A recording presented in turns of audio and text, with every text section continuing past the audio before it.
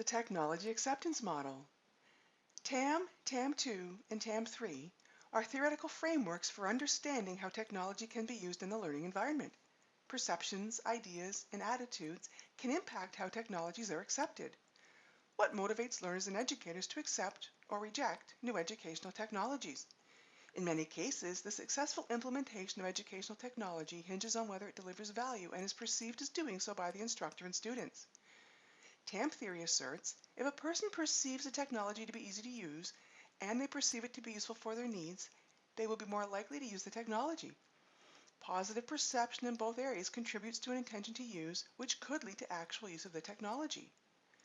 The theory looks at soft factors that are subjective and unique to everyone in the acceptance of technology. If educators look at a technology and think, it looks easy to use and it might be useful to me, they will be more likely to try it. These perceptions could influence their attitude towards the technology, which could influence their behavioral intention, which could in turn influence actual usage. The attitude could evolve from, I think I might want to use it, to, I'm actually going to use it. TAM is all about behavior, understanding how we use technology and the behavior we use towards it, perceptions of how easy or difficult a technology is to use, and whether it will be useful informs intention to use, which correlates to actual usage. TAM has little to do with the technology itself.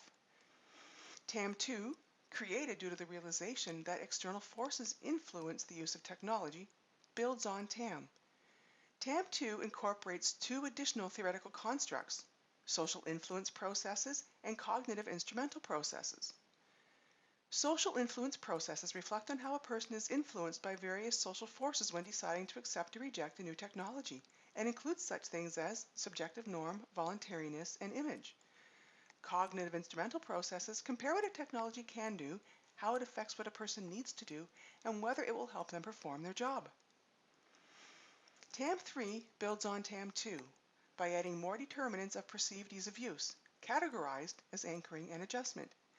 Anchoring includes computer self-efficacy, perception of external control, and computer anxiety. Adjustment includes perceived enjoyment and objective usability. Even with the evolution of TAM theory to TAM2 and TAM3, some limitations remain, including lack of recommended design changes to make technology easier to use. The model is subjective in that it does not account for the use of technology simply because it's the latest fad.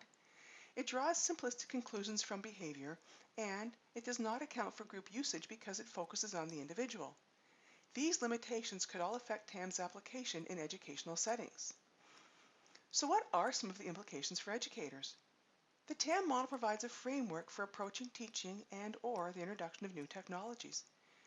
TAM can be applied to situations where educators are introduced to a new technology or when they are asked to implement new digital tools into their practice. Educators should always be considering how they can better serve their students. If new technologies can improve the learning experience, educators should make an effort to understand them.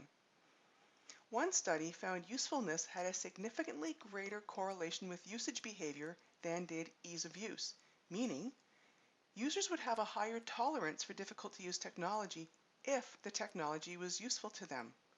Therefore, the long-term usefulness of an educational technology should be emphasized to increase acceptance of the technology.